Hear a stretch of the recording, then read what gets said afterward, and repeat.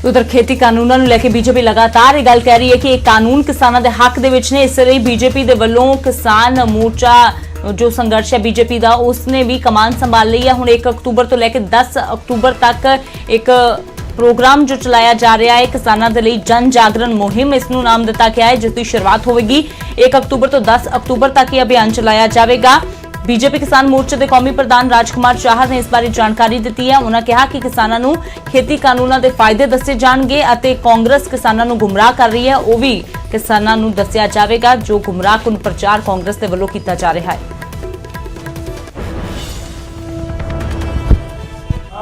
दिशा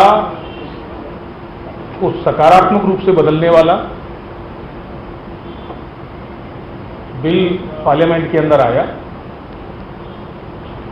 और सही मायनों में मैं ये कह सकता हूं कि किसान को लंबे समय बाद एक आजादी देने वाला ये बिल है।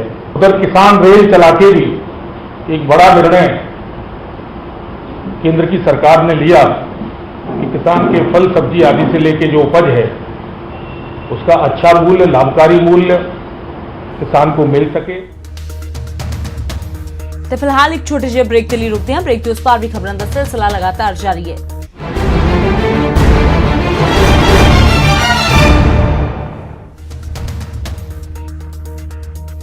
ब्रेक तो बाद एक बार फिर थोड़ा स्वागत है। खेती कानूनों के खिलाफ किसानों का अंदोलन लगातार जारी है। फिरोजपुर के किसान रेलवे लाइनों ते डटे हुए ने, दिन रात किसान इत्थे बैठे हुए ने ते कहा जा रहा है कि जदों तक ये खेती कानून वापस नहीं लए जाते ये संघर्ष इस तरह जारी रहेगा। किसानों ने कहा कि कानून वापस ना होए तो होर तिखा प्रदर्शन करांगे ते किसानों के वल्लों केंद्र नूं चेतावनी भी दी जा रही है। लगातार फिरोजपुर च रेलवे लाइनों ते किसान डटे हुए ने ते किसानों का रेल रोको अंदोलन लगातार जारी है। किसानों ने कहा कि यह बिल असीं अपनियां जमीनां ते लागू नहीं होण देवांगे।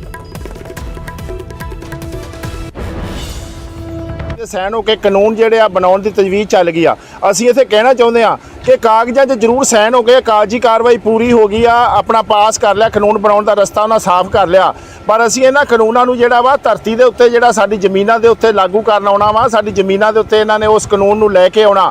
किसी हालत दे विच ओह साडी ज़मीन दे उत्ते नहीं आ सकदे, ना ये कानून जिहड़े आ लागू होण देवांगे। तो लॉकडाउन के कारण पिछले काफी समय तो भारत में फसे 415 पाकिस्तानी नागरिकों की अज अपने वतन वापसी हो गई है। अटारी वाघा सरहद के राही इन्हों की वतन वापसी हुई है। दस दईए कि लॉकडाउन के कारण पिछले काफी समय तो ये भारत में फसे हुए सी। इन्होंने 415 पाकिस्तानी नागरिकों के 315 कश्मीरी स्टूडेंट भी शामिल ने। अटारी वाघा सरहद राही इन्हों की वापसी के इंतजाम किए गए तो मुल्क वापस परतन की खुशी इन्हों के चेहरों पर साफ नजर आ रही थी। इधर तो मेरी सिस्टर लॉ है और रिलेटिव थे। मैं यहाँ की कैंसर का इलाज कराने ट्रीटमेंट कराने आई थी तो फंस गए लॉकडाउन में। अब जा रहे हैं अपने घर 9 महीने के बाद। हमको 16 महीने हुए थे। अब हम इसलिए आए थे, हमारा बेबी नहीं हो रहा था, वहाँ बहुत ट्रीटमेंट करवाए थे। अभी हम भगवान की कृपा से हमारा यहाँ बेबी हो गया, हम यहाँ से खुशियाँ लेकर जा रहे हैं।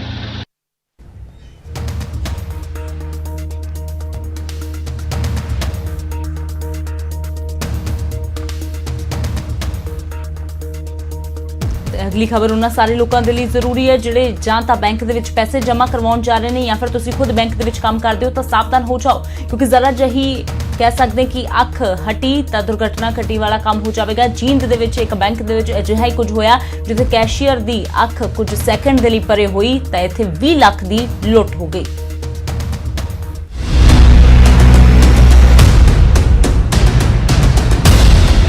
सिर्फ 36 सेकंड, जी हाँ सिर्फ 36 सेकंड ਅਤੇ 20 ਲੱਖ ਤੇ ਹੱਥ ਸਾਫ਼ ਕਰ ਦਿੱਤਾ। ਉਮਰ ਮਹਿਜ਼ 11 ਸਾਲ, ਛੋਟੀ ਜੀ ਉਮਰ ਦੇ ਵਿੱਚ ਵੱਡਾ ਗੋਲਮਾਲ। ਯਕੀਨ ਕਰਨਾ ਮੁਸ਼ਕਿਲ ਹੈ ਪਰ ਇਹ ਸੱਚ ਹੈ। ਇੰਨੀ ਛੋਟੀ ਉਮਰ ਪਰ ਅੰਦਾਜ਼ ਬੇहद ਸ਼ਾਤਰਾਨਾ ਹੈ। ਤਸਵੀਰਾਂ ਜੀਂਦ ਦੇ ਪੰਜਾਬ ਨੈਸ਼ਨਲ ਬੈਂਕ ਦੀਆਂ ਨੇ जिथे 11 साल का यह बच्चा बड़े ही शातराना अंदाज दे विच 20 लाख रुपए लैके फरार हो जाता है। चेहरे ते मास्क है अते उम्र इन्नी छोटी कि किसी नूं शक करन दी कोई गुंजाइश तक नहीं है। कोई सोच भी नहीं सकता कि इस बच्चे दे दिमाग दे विच की चल रहा होवेगा। कैशियर ने दरवाज़ा लॉक नहीं किया, दरवाज़ा खुला छोड़ दिया, उसने लॉक नहीं था। तो वो छोटा लड़का अपने कैरी बैग है उसमें पैसे डाल करके ले जाता हुआ दिखाई दे रहा है, उसके साथ एक यंग एज है ना निकलता हुआ दिखाई दे रहा है। तो शिकायत के आधार पर हमने मामला दर्ज कर लिया है और टीम गठित कर दी गई है। तो इस पर कार्रवाई की जा रही है, जांच की जा रही है, इन्वेस्टिगेशन किया जा रहा है। ਦਰਅਸਲ ਬੈਂਕ ਦੇ ਕੈਸ਼ੀਅਰ ਨੇ ਕੈਬਿਨ ਦੇ ਵਿੱਚ ਪੈਸੇ ਰੱਖੇ ਸਨ ਅਤੇ ਕੁਝ ਦੇਰ ਦੇ ਲਈ ਕੈਸ਼ੀਅਰ ਨਾਲ ਦੇ ਕੈਬਿਨ ਦੇ ਵਿੱਚ ਚਲਾ ਗਿਆ। ਬਸ ਇੰਨੇ ਵਿੱਚ ਨਾਬਾਲਗ ਚੋਰ ਨੇ ਮੌਕਾ ਵੇਖਿਆ ਅਤੇ 20 ਲੱਖ ਤੇ ਹੱਥ ਸਾਫ਼ ਕਰ ਦਿੱਤਾ। ਉਸਨੇ ਕਿਸੇ ਪੇਸ਼ੇਵਰ ਚੋਰ ਦੀ ਤਰ੍ਹਾਂ ਹੱਥ ਦੀ ਸਫਾਈ ਦਿਖਾਈ। ਮਾਮਲੇ ਦਾ ਖੁਲਾਸਾ ਉਸ ਵਕਤ ਹੋਇਆ ਜਦੋਂ ਸ਼ਾਮ ਨੂੰ ਬੈਂਕ ਦੇ ਵਿੱਚ ਜਮ੍ਹਾਂ ਰਾਸ਼ੀ ਦਾ ਮਿਲਾਨ ਕੀਤਾ ਗਿਆ ਤਾਂ 20 ਲੱਖ ਰੁਪਏ ਘੱਟ ਪਾਏ ਗਏ। सीसीटीवी की जांच की गई तो पूरे मामले का खुलासा हो गया। फिलहाल पुलिस ने मामला दर्ज करके सीसीटीवी के आधार पर जांच शुरू कर दी है, पर इस उम्र दे विच इन्ना वड्डा अपराध सोचने के लिए मजबूर करता है।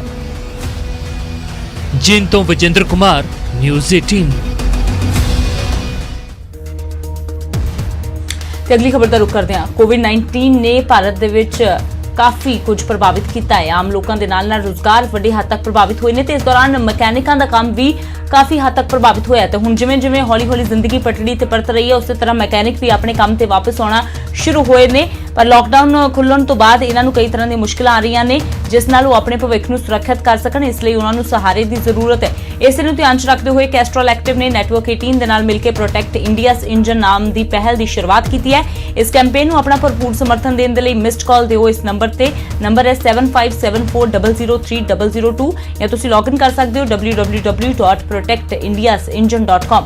ਆਉਣ ਵਾਲੇ ਦਿਨਾਂ 'ਚ ਤੁਹਾਡਾ ਇਹ ਸੰਕਲਪ ਬਹੁਤ ਮਦਦਗਾਰ ਸਾਬਿਤ ਹੋਵੇਗਾ ਤੇ ਯਕੀਨੀ ਬਣਾਉਣ 'ਚ ਸਾਡੀ ਜ਼ਿੰਦਗੀ ਬਿਨਾਂ ਰੁਕੇ ਅੱਗੇ ਵਧਦੀ ਰਹੇਗੀ।